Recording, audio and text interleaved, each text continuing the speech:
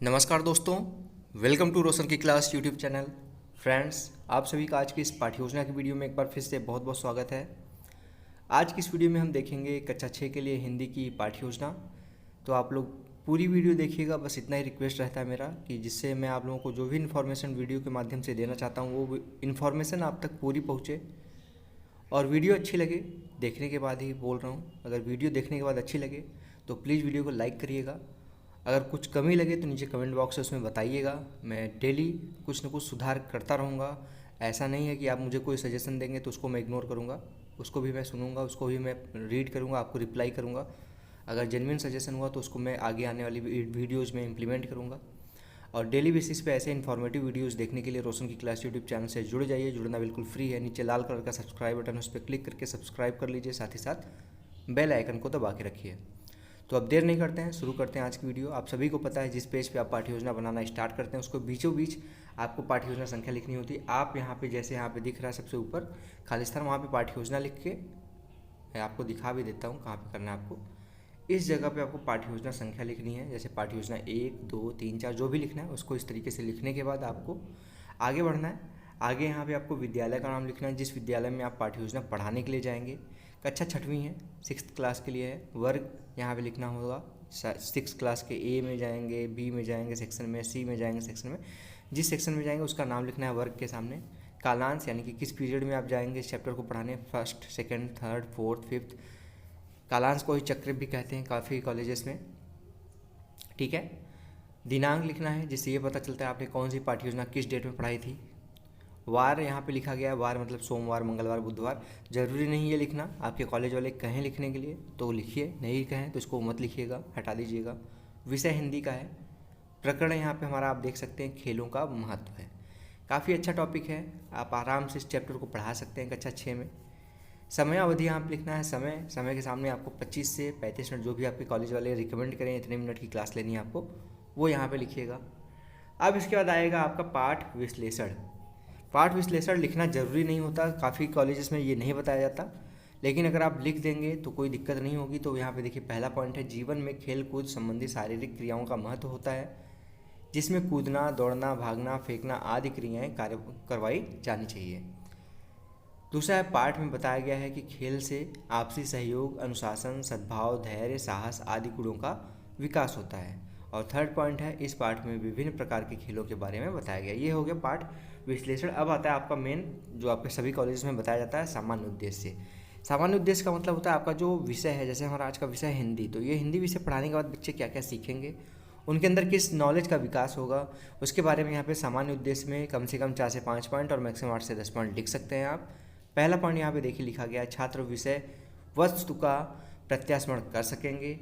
दूसरा पॉइंट यहाँ पे लिखा गया है, छात्र दैनिक जीवन में खेलों के महत्व के बारे में जान सकेंगे। थर्ड पॉइंट है, पाठ श्रवण में मनोयोग पूर्वक सुनने की क्षमताओं का विकास करना। फोर्थ पॉइंट है, छात्रों में कल्पना शक्ति का विकास करना। और पांचवा पॉइंट है, छात्रों को खेल सिखाकर उनका शारीरिक विकास करना।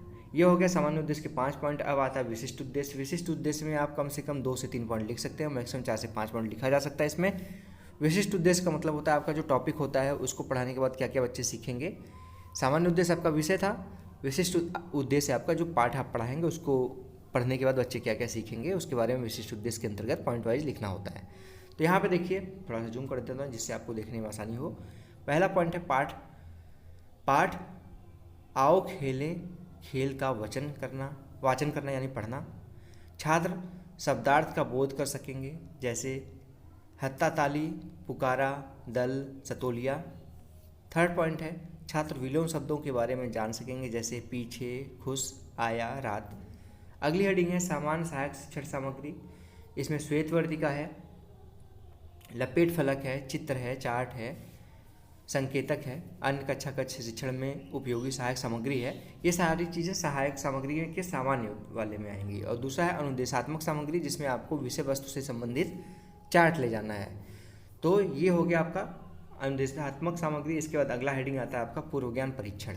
पूर्व ज्ञान परीक्षण में देखिए लिखा गया, छात्र अध्यापक विद्यार्थियों के पूर्व ज्ञान हेतु निम्नलिखित प्रश्न पूछेंगे, जिसमें आपको प्रस्तावना के प्रश्न पूछना होता है। यहाँ पे आप प्रस्तावना प्रश्न हेडिंग भी डाल सकते हैं, जहाँ पे रोशन की क्लास लिखा गया है। नहीं लिखना चाहते हैं आप डायरेक्ट प्रश्न पूछ सकते हैं। इसको 2 कॉलम में डिवाइड किया गया, छात्राध्यापक क्रिया, लड़के हैं तो छात्राध्यापिका क्रिया हो जाएगा, दूसरा कॉलम है छात्र क्रिया। इसमें आप बच्चों से पहला प्रश्न पूछेंगे, आप दैनिक जीवन में क्या क्या करना पसंद करते हैं। तो इसमें आपको क्लास में छोटे छोटे बच्चे हैं कक्षा 6 के, तो काफ़ी आपको आंसर मिलेंगे, जिसमें से कोई ना कोई बच्चा जरूर, छोटा बच्चा है तो खेलना जरूर उसको पसंद होगा, तो ज़रूर बच्चा बोलेगा। जैसे यहाँ पे आपको आंसर मिल सकता है पढ़ना लिखना, खेलना कूदना, गाना गाना, डांस करना, टीवी देखना, कुछ भी कह सकते हैं बच्चे। फिर दूसरा प्रश्न यहाँ पे आप बना सकते हैं, आप खेल किसके साथ खेलते हैं, तो बच्चे बोलेंगे दोस्तों के साथ। फिर तीसरा प्रश्न यहाँ पे ध्यान से सुनिएगा, आप कौन कौन से खेल खेलते हैं। इसमें आपको थोड़ा सा मॉडिफाई करना है, आप यहाँ पे लिखिए आप दोस्तों के साथ कौन कौन सा खेल खेलते हैं। तो यहाँ पे, क्योंकि यहाँ पे क्या होता है, प्रस्तावना प्रश्न में आपका जो प्रश्न का उत्तर मिलता है उससे प्रश्न बनाना होता है, तो थोड़ा सा यहाँ पे ध्यान दीजिएगा, आसान है। तीसरा प्रश्न है, आप कौन कौन से खेल खेलते हैं, तो बच्चे बोलेंगे सतोलिया, पकड़म पकड़ाई, गिल्ली डंडा। अब यहाँ पे आपको अलग अलग खेलों के नाम सुनने को मिलेंगे, कुछ भी बच्चा बोल सकता है, क्रिकेट बोल सकता है, फुटबॉल बोल सकता है। फिर चौथा प्रश्न आपका इंपॉर्टेंट है, दैनिक जीवन में खेलों का क्या महत्व है। तो बच्चे इसको सही से नहीं बता पाएंगे, एक्सप्लेन नहीं कर पाएंगे, तो ये समस्यात्मक प्रश्न हो जाएगा। जैसे समस्यात्मक प्रश्नों का आप अपना उद्देश्य कथन बोलेंगे। उद्देश्य कथन में देखिए लिखा गया है, अच्छा बच्चों, आज हम विभिन्न प्रकार के खेलों के बारे में विस्तारपूर्वक अध्ययन करेंगे। अब बच्चों को पता चल गया कि वो क्या पढ़ने वाले हैं, उनको आप क्या पढ़ाने वाले हैं, तो आप उसको प्रस्तुत कर सकते हैं, प्रेजेंट कर सकते हैं, जिसको हिंदी में कहते हैं प्रस्तुतिकरण। प्रस्तुतिकरण हेडिंग डालिए, उसमें देखिए लिखा गया है, छात्राध्यापक व्याख्यान विधि व चार्ट के माध्यम से कक्षा में अपना पाठ प्रस्तुत करेगा या फिर करेगी। इसको 4 कॉलम में डिवाइड किया गया, थोड़ा सा मैं जूम कर लेता हूँ। अब पहला शिक्षण बिंदु है, दूसरा छात्राध्यापक क्रियाएं हैं, छात्राध्यापक को सही से लिख लीजिएगा, छात्र अध्यापक नहीं होगा, छात्राध्यापक होता है, ध्यान से देख लीजिएगा। थर्ड कॉलम में छात्र क्रियाएं, फोर्थ कॉलम में मूल्यांकन। इसमें पहला शिक्षण बिंदु है, जीवन में खेलों का महत्व व विभिन्न प्रकार के खेलों के बारे में। यहाँ पे बारे में है, ध्यान दीजिएगा, यहाँ पे बारे में जानकारी, ठीक। तो शिक्षण बिंदु ये हो गया। छात्राध्यापक कथन में देखिए लिखा गया है, शिक्षक विभिन्न प्रकार के खेलों के बारे में चर्चा करेगा, जैसे रस्सी कूदना, सतोलिया खेलना, कोड़ा है, संभाल भाई पीछे देख, मार खाई। इन खेलों को खेलने व नियम के बारे में जानकारी देना, ठीक। उसके बाद छात्र वाले कॉलम में लिखा गया है, छात्र ध्यानपूर्वक सुनेंगे व समझेंगे। उसके बाद यहाँ पे मूल्यांकन वाले में देखिए लिखा गया है, प्रश्नों द्वारा आकलन, छात्रों की अभिव्यक्ति द्वारा। उसके बाद आगे आएगा जानकारी देने के बाद, सतोलिया खेल में 2 दल होते हैं, एक दल गेंद से सतोलिया गिराकर भागता है तथा दूसरा दल पहले दल के खिलाड़ियों को गेंद मारता है।